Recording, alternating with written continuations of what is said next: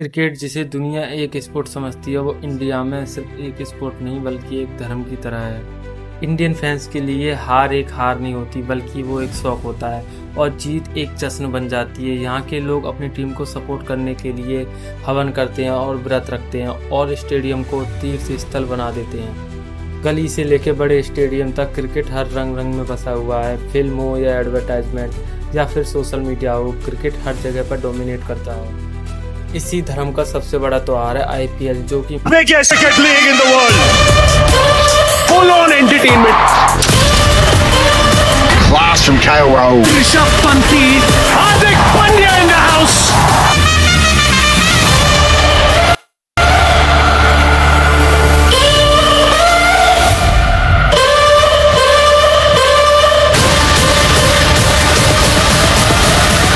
Get ready for the battle for the ages. .IPL coming soon. मार्च से शुरू होकर लगभग 2.5 महीने तक इंडिया में करोड़ों फैंस को एंटरटेनमेंट करता है। 2026 तक आईपीएल की ब्रांड वैल्यूएशन यानी कि 18.5 बिलियन डॉलर यानी कि इंडियन रुपीस में 1.5 लाख करोड़ तक पहुंच चुकी है। रिसेंटली रिपोर्ट के हिसाब से आरसीबी को 16,600 करोड़ और राजस्थान रॉयल्स को 15,300 करोड़ में वैल्यू किया गया है।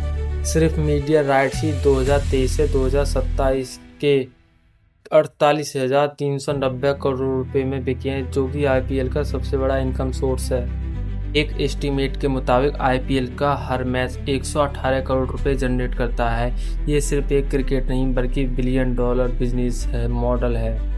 लेकिन जैसे हर सिक्के के दो पहलू होते हैं, वैसे ही आईपीएल का भी एक सबसे बड़ा डार्क साइड है कि कुछ लोग इसको मानते हैं कि एक ये क्रिकेट नहीं बल्कि एक स्क्रिप्टेड शो की तरह मानते हैं।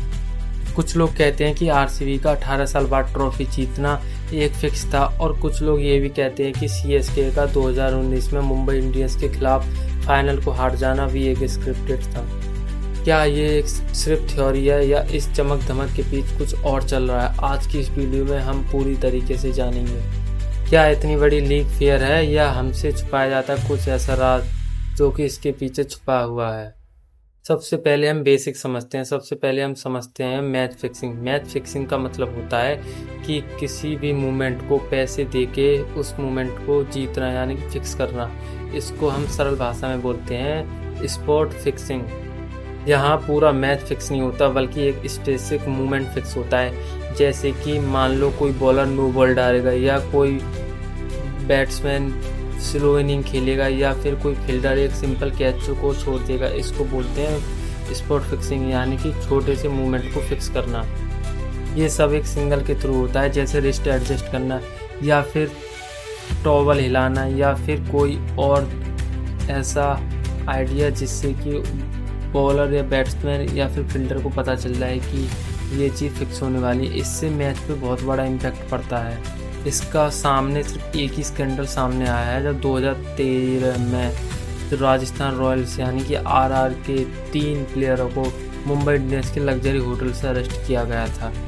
और ये 3 प्लेयर थे। जो नंबर 1 थे वो थे श्रीकांत, नंबर 2 थे अजीत चंडेला, नंबर 3 था अंकित छावेन।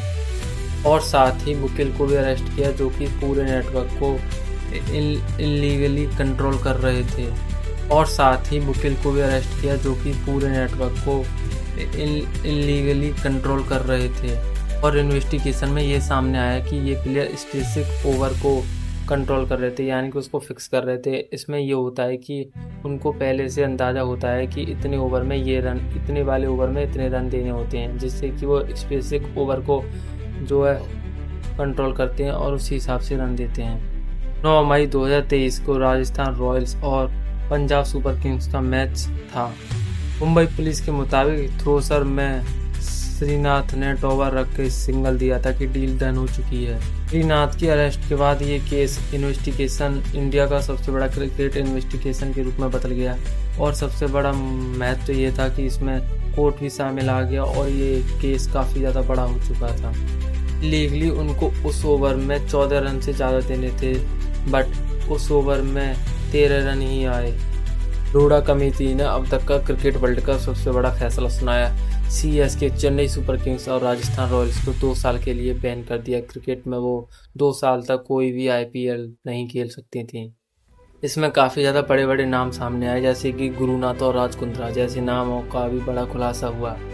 साथ ही राज कुंद्रा और मैयापन पर क्रिकेट से रिलेटेड सभी एक्टिविटीज़ को लाइफ टाइम के लिए बैन लगा दिया गया। इसे देख के एक सवाल उठता है कि ये एक नॉर्मल स्कैंडल था या एक कहानी जो कि और भी गहरी है।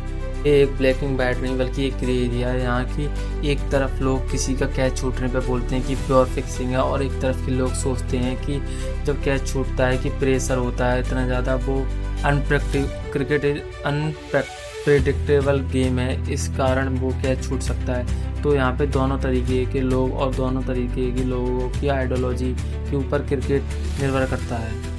और अब हम आते हैं सबसे बड़े सवाल पर कि आईपीएल फिक्स होते हैं या नहीं। इसका कोई एक सिंपल आंसर नहीं दिया जा सकता। इसके टाइम पे आईपीएल की बहुत बारीक मॉनिटरिंग होती है और छोटे से छोटे चीज़ों पे ध्यान दिया जाता है, और एंटी करप्शन लॉबी भी काम करती है और काफ़ी ज़्यादा कमेटी भी बन चुकी हैं। तो क्या ये एक सिर्फ हमारी साइकोलॉजी की बात है या फिर सच में ये फिक्स है? तो आज हम इसी टॉपिक के ऊपर आगे बढ़ने वाले हैं।